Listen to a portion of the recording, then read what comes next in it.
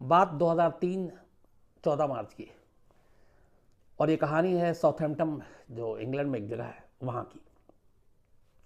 17 साल की एक बहुत ही ब्राइट स्टूडेंट हाना फॉस्टर मेडिसिन की पढ़ाई पर करना चाहती थी यूनिवर्सिटी में आगे जाकर। अभी ए ग्रेड स्कूल में थी, 17 साल की उम्र थी और ब्राइट स्टूडेंट थी। ये जो हिलेरी और ट्रेवर फॉस्टर आए थे यहाँ पे, इन दोनों की 2 बेटियां थीं, उनमें से एक हाना थी, दूसरे का नाम सारा फॉस्टर। 14 मार्च 2003 को हाना फॉस्टर अपने दोस्तों के साथ पार्टी के लिए निकली थी। पार्टी से निकलने के बाद रात करीब 10:50 पर उसका जो दोस्त था वो बस पकड़ के अपने घर चला जाता है और हाना पैदल ही अपने घर जाने का फैसला करती है, क्योंकि जिस जगह पे पार्टी थी वहाँ से उसके घर की दूरी मुश्किल से आधा किलोमीटर, 500 मीटर थी।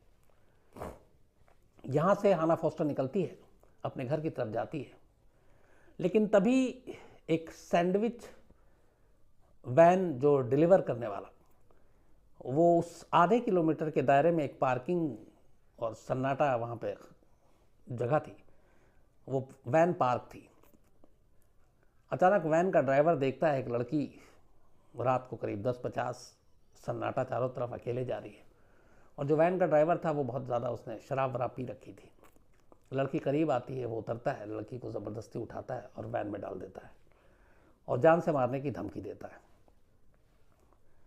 इसके बाद वैन वहाँ से निकल जाती है, फिर किसी दूसरी जगह पार्क होती है, बात आई गई हो जाती है।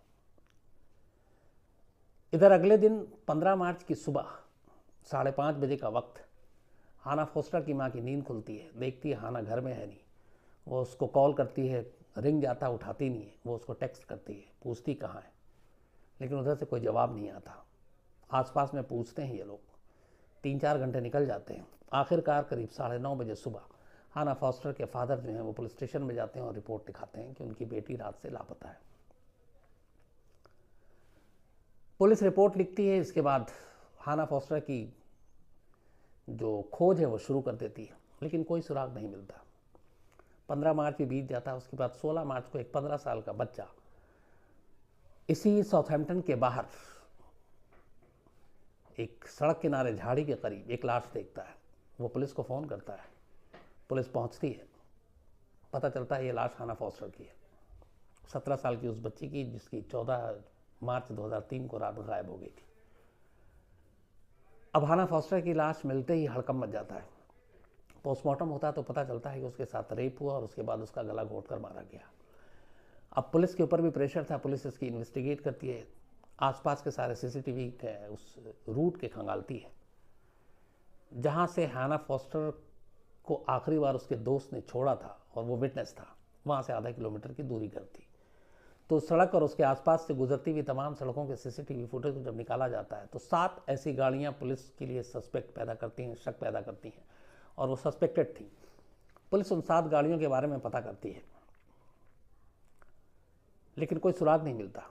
इस दौरान वहाँ के क्राइम शो क्राइम वॉच पे ये खबर आती है और जो उनका रिपोर्टर था वो पुलिस से मिली इस जानकारी को उसमें दिखाता है, इन गाड़ियों के बारे में बताता है, उन गाड़ियों के जो सीसीटीवी फुटेज थे वो विजुअल दिखाता है।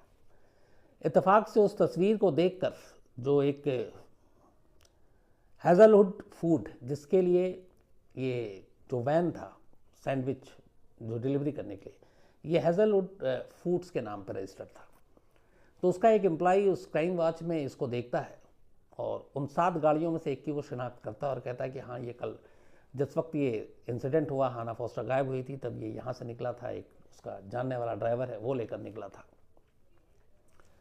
तो वो पुलिस को कॉल करता है। अब पुलिस उन 7 में से 6 को छोड़ देती है और इस एक पे जीरो इन करती है, क्योंकि बहुत सारी चीज़ें, टाइम, लोकेशन सब इस वैन से मिल रही थी। तो पता चला कि इस वैन को कौन चला रहा था। तो फिर पहली बार आता है कि इस वैन के ड्राइवर का नाम है मनिंदर पाल सिंह कोहली, एक इंडियन जो ब्रिटेन में 93 से रह रहा था और एक तरह से ब्रिटिश सिटीजन ही हो गया था। तो वो उस रात इस वैन को लेकर निकला था और उसको डिलीवरी देनी थी और वो वहीं जा रहा था। अब मनिंदर पाल सिंह कोहली का पहली बार नाम सामने आता है, लेकिन अभी तक इन्वेस्टिगेशन में 4 दिन निकल चुके थे। पता चलता है अब जब जांच के बाद कि उस रात के बाद अगली सुबह मनिंदर पाल सिंह वापस आता है कंपनी में और कहता है कि उसके बैक में बहुत पेन है, तो वो बाकी की डिलीवरी जो है वो नहीं कर पाएगा और उसे छुट्टी चाहिए। कंपनी उसे छुट्टी दे देती है उसकी इस पेन को देखते हुए। इसके बाद वो अपने एक साथी के पास जाता है और उससे कहता है कि उसकी माँ बहुत बीमार है इंडिया में, चंडीगढ़ में, पंजाब की, तो कुछ पैसे दे दो प्लेन के टिकट खरीदने। उसका दोस्त उसके लिए मना कर देता है। फिर ये घर जाता है, इसने वहाँ शादी की थी और इसके 2 बच्चे थे। जो इसकी वाइफ थी वो ब्रिटिश थी, 2 छोटे बच्चे। ये अपने फादर इन लॉ से जो है वो माँ की बीमारी के नाम पे पैसे लेता है और फिर हेथरो एयरपोर्ट से हाना फॉस्टर की लाश मिलने के 2 दिन के बाद, यानी 14 मार्च को कत्ल होता है, 16 मार्च को लाश मिलती है, 18 मार्च 2004 को ये इंडिया चला आता है। इंडिया आकर पहले चंडीगढ़ जाता है और फिर चंडीगढ़ से गायब हो जाता है। इसके बाद इसका कोई सुराग नहीं मिलता। तो अब पुलिस के सामने 2-3 चीज़ें थी। एक वैन यही, और दूसरा उसके बाद जब इस खुलासा हुआ कि इस वैन को वो चला रहा था और उस वैन को ज़ीरो इन किया गया, तो उस वैन के अंदर जब तलाशी ली गई तो पुलिस को वहाँ से कुछ निशान मिले, कुछ सबूत मिले, हाना फॉस्टर के बाल मिले, जो सारी चीज़ें लड़ाई झगड़ा हुई थी, और सीमेंस के नमूने उठाए गए। इसके बाद पुलिस की टीम पहुंचती है इस मनिंदर पाल सिंह के फैमिली के पास और उसके बच्चे और वाइफ से सैंपल लेती है।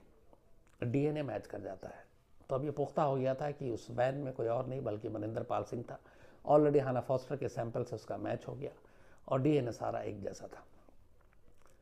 इसी दौरान में पुलिस को एक और चीज़ पता चलती है कि 14 मार्च 2003 को जब ये वाक़या हुआ तब वहाँ पे एक इमरजेंसी कॉल, एक नंबर होता है जो पुलिस को करते हैं, 999।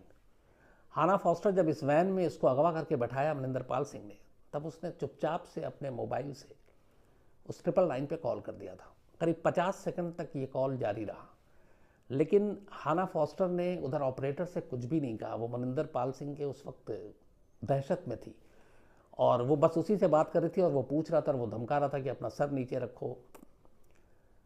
तो वो इतनी घबराई हुई थी, वो जो आवाज़ है 50 सेकंड की, उसमें उसकी दहशत और उसकी घबराहट साफ सुनी जा सकती थी। चूँकि 50 सेकंड तक इसने कुछ भी कहा नहीं हेल्प के लिए, तो ऑपरेटर ने भी 50 सेकंड के बाद उस कॉल को काट दिया। अगर ऑपरेटर उसको समझ जाता कि शायद ये मुश्किल में है, बात नहीं कर रही है, तो हो सकता था कि उस कॉल डिटेल के ज़रिए और उसके ज़रिए उसी रात उस मोबाइल नंबर के थ्रू स्पॉट पे पहुंच सकते थे और बहुत मुमकिन है कि हाना फॉस्टर की जान बच सकती थी, क्योंकि कत्ल उसके करीब 1-2 घंटे के बाद हुआ था। तो वो 999 पे कॉल जो चुपचाप से खामोशी से किया था, धोखा देकर मनिंदर पाल को, वो भी बेकार गया, लेकिन वो कॉल रिकॉर्ड हो गया था और उस कॉल में हाना फॉस्टर की उस डरी सहमी सी आवाज़ भी थी। चीज़ें ये साबित कर रही थी कि हाना फॉस्टर को किडनैप करने के बाद उसके साथ रेप किया और उसी वैन में रेप किया और फिर गला घोंटकर उसे मार डाला और फिर ले जाकर झाड़ी में लाश को फेंक दी। हाना फॉस्टर के जो मोबाइल और बाकी चीज़ें थी वो भी पुलिस को बरामद हुई। एक बैग में डालकर एक झाड़ी में उसको भी फेंक दिया गया था, वो भी बरामद हो गया। तो अब सारी चीज़ें बरामद थी, लेकिन अब पुलिस को अचानक ये पता चला कि जब तक पुलिस मनिंदर पाल सिंह कोहली की सच्चाई को समझ पाती, वो इंग्लैंड छोड़ चुका था और इंडिया आ गया। अब मुश्किल ये थी कि उसको कैसे पकड़ा जाए। वहाँ की पुलिस ने इंडियन पुलिस से कांटेक्ट किया, मदद मांगी, लेकिन शुरुआत में कोई मदद मिली ही नहीं अपनी तरफ से यहाँ से। और वक्त बीतता गया और मनिंदर पाल सिंह हिंदुस्तान में आकर चंडीगढ़ पुलिस ने थोड़ी सी तफ्तीश की, उसकी फैमिली का एड्रेस दिया गया, तो ये पता चला कि हाँ वो यहाँ आया था और करीब 18 या 19 मार्च 2004 को, लेकिन अब घर पे नहीं है, वो घर से चला गया। शायद उसे डर था कि इंग्लैंड की पुलिस उसके घर का पता मालूम है, वो ढूंढते हुए आ सकती है और इसीलिए वो वहाँ से भाग गया। उसके बाद कहाँ गया किसी को नहीं मालूम। जब मनिंदर पाल सिंह इंग्लैंड में था तब वो पगड़ी पहनता था और उसका हुलिया बिल्कुल अलग था। हिंदुस्तान आने के बाद उसने अपना हुलिया बदल दिया, क्योंकि उसे मालूम था कि पुलिस ढूंढेगी। लेकिन हिंदुस्तान में, भारत में अभी तक कोई मीडिया में और ऐसी कोई हाना फॉस्टर मर्डर या रेप की खबर आई नहीं, तो इसलिए लोगों को भी पता नहीं था। ब्रिटिश पुलिस इंडियन गवर्नमेंट के ज़रिए पुलिस से मदद मांगती रही, इसको ट्रेस करने के लिए कोई फ़ायदा नहीं हो रहा था, वक्त बीतता जा रहा था। और इसी के बाद उधर माँ बाप जो दोनों थे हाना फॉस्टर के, वो बड़ा परेशान कि उनकी बेटी का कातिल कानून से दूर है, और ये बात उन्हें खाई जा रही थी। पुलिस के रवैये को भी देखा, उन्होंने लगा कि इस तरीके से कुछ होगा नहीं और वो मिलेगा नहीं। आखिरकार इस कत्ल के 3 महीने के बाद हाना फॉस्टर के माँ बाप ने फैसला किया वो खुद इंडिया आएंगे और अपनी बेटी के कातिल को ढूंढेंगे। 10 जुलाई 2004 को हिलेरी और ट्रेवर फॉस्टर इंडिया आते हैं। सबसे पहले ये चंडीगढ़ जाते हैं। चंडीगढ़ में मीडिया से मुखातिब होते हैं, प्रेस कॉन्फ्रेंस करते हैं, बातचीत करते हैं, सारी चीज़ें बताते हैं, रिक्वेस्ट करते हैं कि उनकी बेटी के कातिल को सामने लाने में मदद करें। थोड़ा बहुत वहाँ पे खबरें छपती हैं। उसके बाद वो दिल्ली आती हैं। दिल्ली में चूँकि पूरा नेशनल मीडिया का एक हब है, प्रेस क्लब में वो प्रेस कॉन्फ्रेंस करती हैं, जिसका मैंने आपको शुरुआत में जिक्र किया, जिसमें मैं खुद शामिल था और मैंने उस दिन ये स्टोरी फाइल की थी। अब उसके बाद सारे टीवी चैनल पे मनिंदर पाल सिंह की तस्वीरें, अखबारों में तस्वीरें छपनी शुरू हो जाती। इन 2 जगहों के अलावा दोनों हस्बैंड वाइफ हिंदुस्तान के अलग अलग शहरों में जाकर घूमते, पोस्टर लेकर हाथ में, मीडिया से बात करते और एक ही रिक्वेस्ट करते कि किसी तरीके से जो इनका गुनहगार है बेटी का, उसको पकड़वाने में मदद करें। उस वक्त तक हैम्पशायर पुलिस ने बाकायदा इस कोहली की गिरफ्तारी के ऊपर 5 मिलियन रुपीस, मतलब 50 लाख रुपए का भी इनाम डिक्लेयर कर दिया था कि जो भी सूचना देगा, इन्फॉर्मेशन देगा, उसको ये पैसे मिलेंगे। तो अब फर्क यह आया कि हाना फॉस्टर के माँ बाप के इंडिया आने के बाद और लगातार शहर शहर भटकने, मीडिया से बात करने, इन सारी चीज़ों की वजह से अब अखबारों में मनिंदर पाल सिंह कोहली की तस्वीरें छपने लगी, हाना फॉस्टर की कहानी छपने लगी। लोगों को भी लगा कि एक 17 साल की बच्ची के साथ ऐसा कुछ हुआ और उसका गुनहगार हिंदुस्तान में आकर छुप गया और हिंदुस्तानी है। तो ये बात धीरे धीरे लोगों तक पहुंचना शुरू हुई। तस्वीरें शहर शहर के अखबारों में छपनी शुरू हुई। न्यूज़ चैनल पे अलग अलग कोहली को दिखाना शुरू किया गया। और इसी के बाद होता ये है कि 10 जुलाई को हाना फॉस्टर के माँ बाप आए, उसके ठीक 5 दिन के बाद अगले 3 दिन तक हर न्यूज़ चैनल में यह खबर, हर मीडिया में फ्रंट पेज पे खबर आ रही थी। 5वें दिन 15 जुलाई 2004 को दार्जिलिंग से एक कार ड्राइवर एक लोकल पुलिस को फ़ोन करता है, जो कि पुलिस से रिटायर हो चुका था लेकिन दार्जिलिंग में रहता था, और वो कार ड्राइवर उसको जानता था।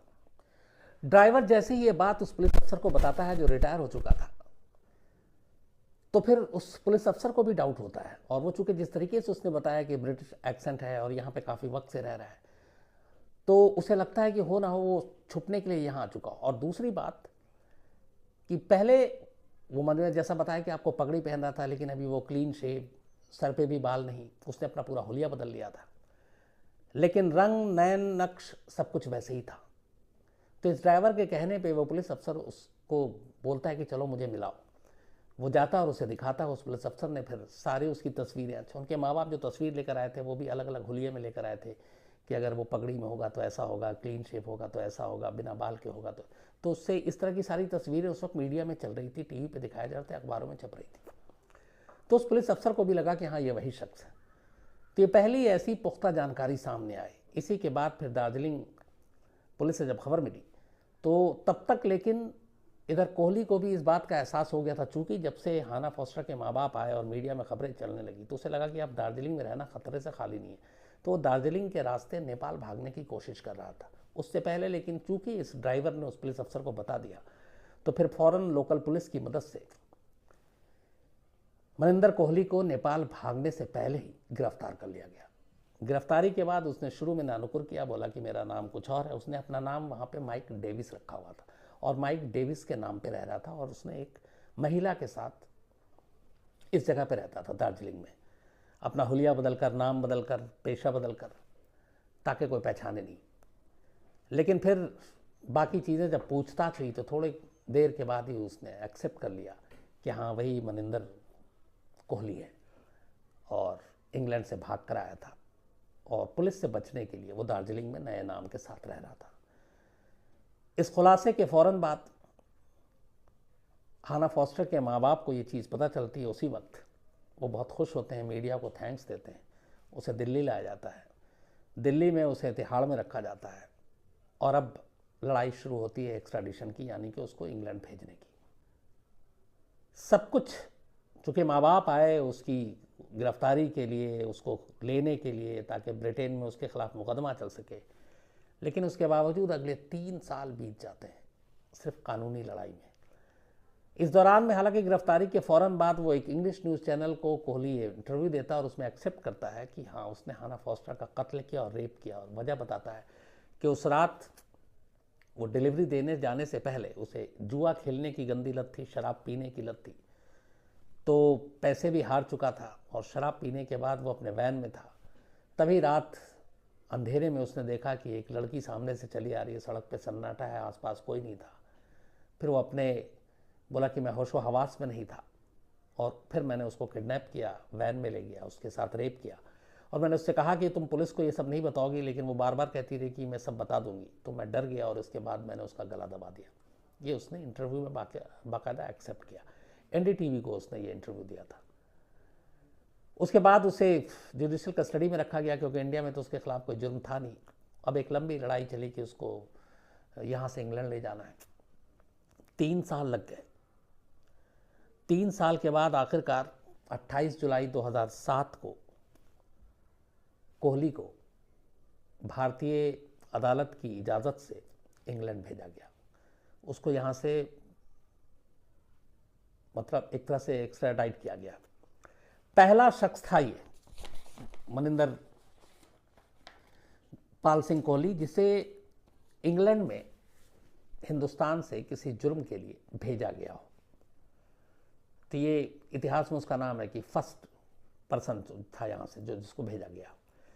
28 जुलाई 2007 को कोर्ट की इजाज़त से मनिंदर पाल सिंह को इंग्लैंड भेजा जाता है। वहाँ उतरते ही पुलिस उसे अरेस्ट कर लेती है।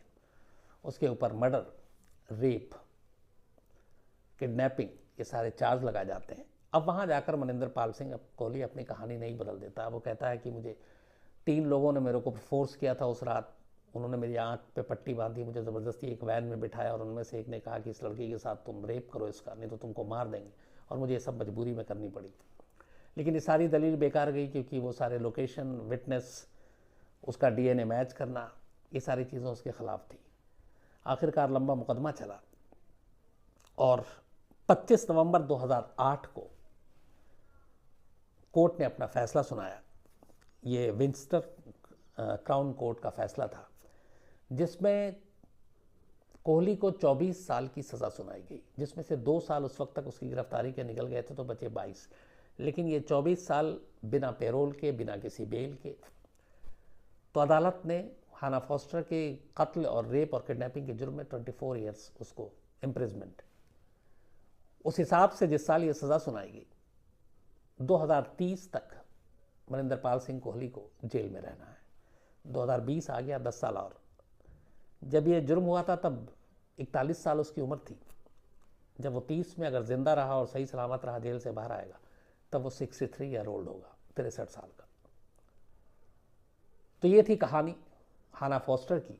और यकीन मानिए कि शायद ही हाना फॉस्टर का कातिल हिंदुस्तान में इस तरह पकड़ा जाता और इसे फिर इंग्लैंड वहाँ पे ले जाया जाता और उसके ऊपर मुकदमा चलता, अगर हाना फॉस्टर के माँ बाप, ख़ास तौर पे माँ, ये कोशिश ना करते खुद। इसके बाद भी वो कम से कम 3-4 बार इंडिया आए। जिस ड्राइवर ने सबसे पहले कोहली का पता और सुराग दिया था, उसको इनाम के पैसे मिले, और उसने उस पैसे से हाना फॉस्टर के नाम पर एक स्कूल खोला दार्जिलिंग में। ये बात जब पता चली हाना फॉस्टर के माँ बाप को, तो कुछ साल के बाद वो दार्जिलिंग आई, उस ड्राइवर से मिली, और जब भी वो आती हैं उस वक्त तक उसी ड्राइवर को हायर करती, और फिर अपने लोगों से और मिलकर उस स्कूल को हेल्प करने उसके लिए और भी उन्होंने मदद की। तो एक उसका दूसरा पहलू ये भी है कि जिस ड्राइवर को पैसे मिले उसने नेक काम में लगाया। तो एक तरफ एक ऐसा कातिल, रेपिस्ट जिसने देश का नाम बदनाम किया, और दूसरी तरफ एक ऐसा ड्राइवर जिसने अपने काम से दिल छू लिया। न सिर्फ उसने कातिल को पकड़वाया, बल्कि इनाम के पैसे का इस्तेमाल उसने अपने ज़ाती खर्च के लिए नहीं किया, बल्कि उसी हाना फॉस्टर के नाम पे एक स्कूल खोला। तो ये थी कहानी